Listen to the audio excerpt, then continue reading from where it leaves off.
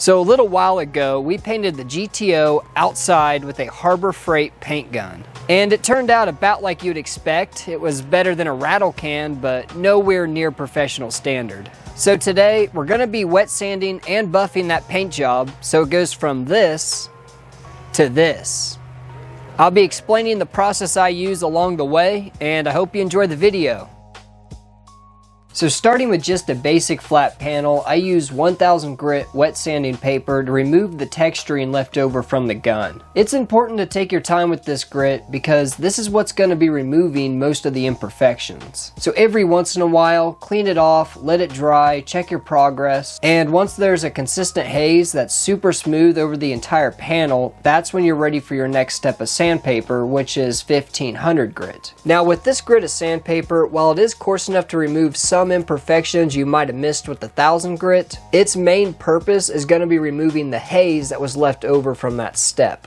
And as you go along, you'll start to notice that that haze has already started to clear up. And that's exactly what you want to see across the entire panel before you move up to the next grit. Starting the 2000 grit now, this is where you start to get a little nervous because at this point you've been sanding your paint job for quite a while and you start thinking you might sand right through the paint. But we gotta trust the process here, guys. If we quit now, it's gonna look a whole lot worse than if we persevered. And it is comforting to know that with each step up of the grit, it's removing less and less material, so it's highly unlikely that you'll sand through the paint at this point anyway. Now for the final step of the sanding process, I'm using 3000 grit. This stuff almost feels like regular paper, but this is an important step in the sanding process. Let me show you why. Here's a picture of it after the 1000 grit, then the 1500, 2000, and 3000. So yeah, this definitely isn't a step you'll want to skip. It leaves you with the perfect surface to start buffing on. Now I'm going to be going into the buffing process in just a second, but there is an important warning I want to give you about wet sanding first. Whatever you do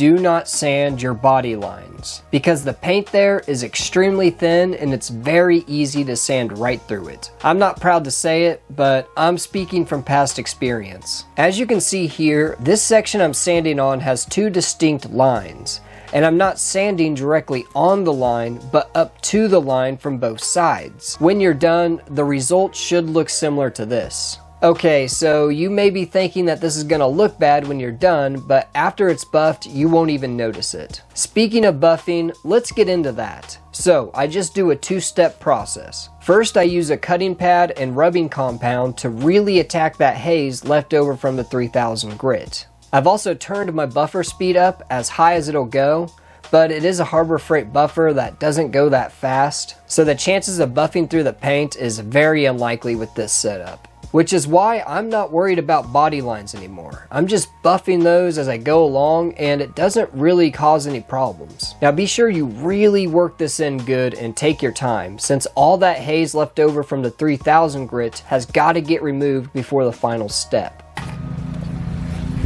My extension cord's on fire. Should probably move the water. Something ain't right there. That's definitely crispy. Removing all that rubbing compound has got to be the most rewarding part of this job. Just the night and day difference is really hard to not get excited about. But while this does look good, it can still look even better. So now I'm using a polishing compound and a finishing pad to really make this shine. And after a thorough use of that, followed by a wipe down, I'm extremely happy with the end result. Oh yeah. I am pleased with that. Not too bad.